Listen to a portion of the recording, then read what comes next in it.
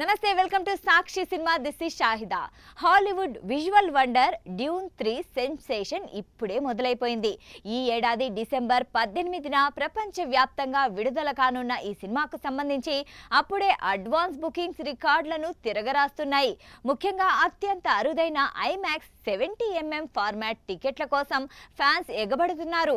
Bookings open అయిన నిమిషాల్లోనే అమ్ముడైపోవడంతో ఇప్పుడు రీసేల్ మార్కెట్లో ఒక్కో టికెట్ ధర ఏకంగా 90,000 రూపాయల వరకు పలుకుతూ ఉండడం చూసి ట్రేడ్ అనలిస్టులు సైతం నోరెళ్లబెడుతున్నారు. అమెరికా, బ్రిటన్ వంటి దేశాల్లో ఈ సినిమా క్రేజ్ పీక్స్ లో ఉంది. ఇంత భారీ ధర పెరగడానికి ప్రధాన కారణం ఐమాక్స్ 70mm స్క్రీన్ల కొరతే.